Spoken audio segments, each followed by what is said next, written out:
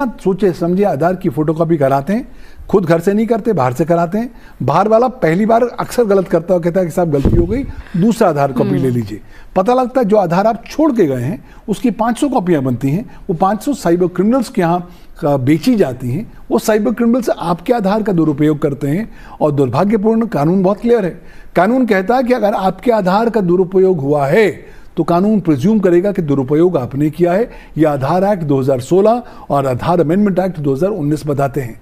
और अगर आप कहते हैं कि साहब मेरा आधार दुरुपयोग हो चुका है, तो कानून कहता है दायित्व आप पर है, you will have to prove, onus of proof आपके ऊपर होगा कि साहब आप साबित करिए कि आपका आधार किस तरीके से दुरुपयोग उसका हुआ। तो इस संदर्भ में आधार इकोसिस्टम बहुत असुरक्षित हो गया है।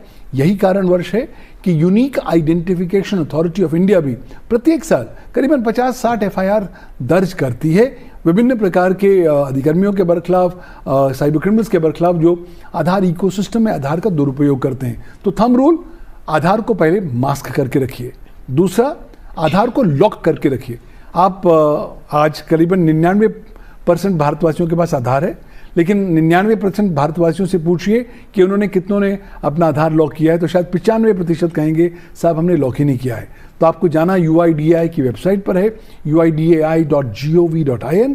वहाँ पर जाकर माय आधार की सर्विसेज में जाना है और अपने आधार को लॉक करना है। अब आपसे पूछोगे मुझे आधार को लॉक करने की ज़रूरत क्या है? ये तो सरकार का प्रूफ है। सरकार का प्रूफ ज़रूर है, लेकिन सरकार ये नहीं कहती कि साहब जो आपका दायित्व आप नहीं करेंगे। सरकार कहती है कि अपने आधार को सुरक्षित रखने का दायित्व भी आपका अपना है। तो जब आप आधार की वेबसाइट पर जाके अपने आधार को लॉक कर देते हैं तो उसका सीधा असर ये होता है कि आपके आधार का जो बायोमेट्रिक्स है उसका दुरुपयोग नहीं हो सकता। हाँ, थोड़ी दिक्कत आती है, इनकन्वीनियंस आती है कि हर बार आपको जब कुछ भी ऑथेंटिकेशन करना है आपको लॉक को खोलना है फिर बंद करना है। लेकिन वो कहते हैं ना, छोटी सी इनकन्वीनियंस ज़्यादा अच्छी है बनस्पत बहुत बड़े लॉस की तुलना में। तो आपने आधार को सही रखिए। दूसरी बात, आजकल मास्क आधार आ गए हैं। 12 डिजिट का नंबर हर एक के साथ शेयर करने की ज़रूरत नहीं है, सिर्फ लास्ट 4 डिजिट शेयर करिए और पिछले 8 डिजिट ऑटोमेटिकली सिस्टम मास्क कर देता है। उससे भी आपकी आधार सुरक्षित हो पाएगी। समझ लीजिए आधार नॉर्मल आपकी आइडेंटिटी नहीं है, ये आपकी बायोमेट्रिक्स के साथ जुड़ा हुआ है, आपकी आंखों के स्कैन के साथ जुड़ा हुआ है, आपके थंब इम्प्रेशन के साथ जुड़ा हुआ है।